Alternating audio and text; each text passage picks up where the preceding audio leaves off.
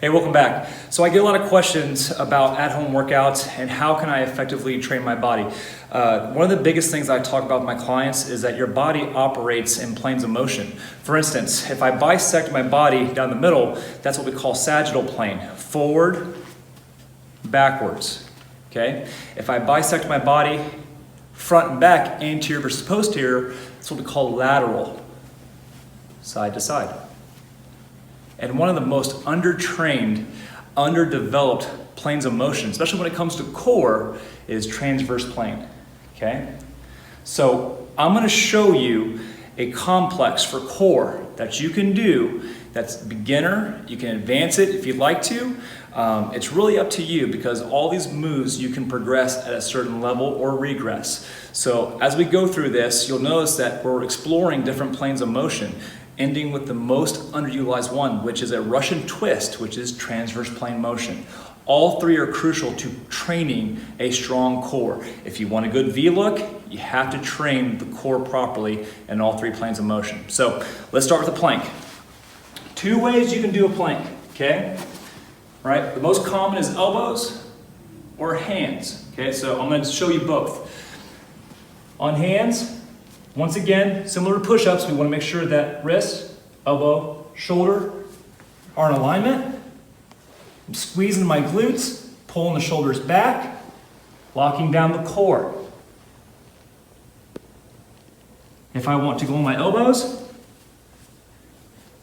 same thing. Pulling the shoulders back, elbows and shoulders are in alignment, squeezing the glutes, locking down the core. Okay, after we do that, we are transitioning into sit-ups. I'm going to show you a couple different ways you can do sit-ups. Number one, straight leg sit-ups, okay? Laying down, hands slightly out, sitting up, reaching for my toes. Now you'll notice, as I'm doing this sit-up, I'm curling back down. I am focusing on that eccentric portion of that movement, really getting that good squeeze. Now, if that's too easy, take your hands, point them towards the ceiling, reach towards the ceiling, come to your toes.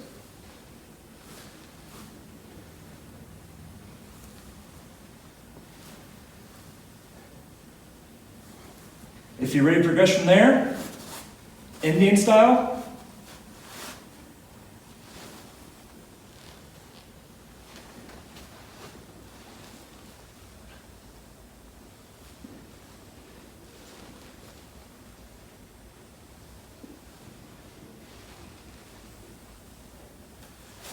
three different steps you can do, okay? Now, next thing we're gonna do is forward bicycle. Two ways you can do this, okay? For beginners, hands behind you, knees up, holding the position, everything under control, focusing on making circles, leaning back, putting a lot of pressure on that core. If you feel like you're more advanced, you can absolutely stick your hands above your head. This will force you to stabilize.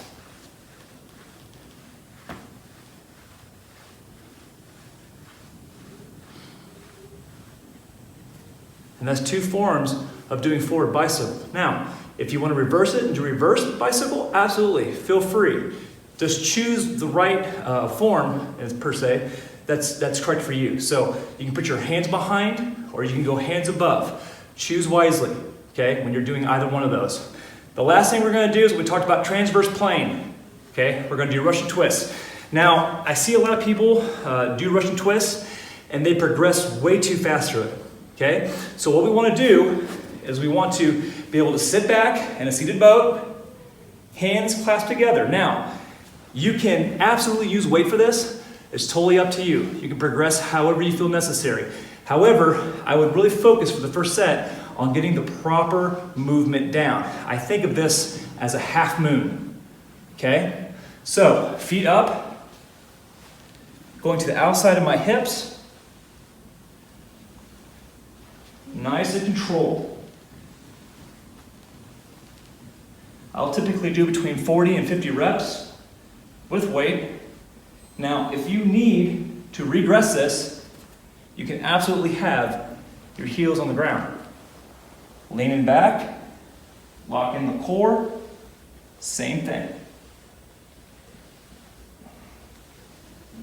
Nice and slow. Get that rotation. And that is a beginner core complex. Once again, plank, sit-ups, forward or reverse bicycle, and then Russian twist. I do typically between 3 and 4 sets.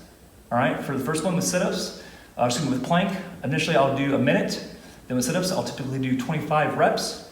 Forward bicycle, I'll do for 30 seconds. And then Russian twist, I'll do between 40 and 50 reps with weight. Okay? Enjoy.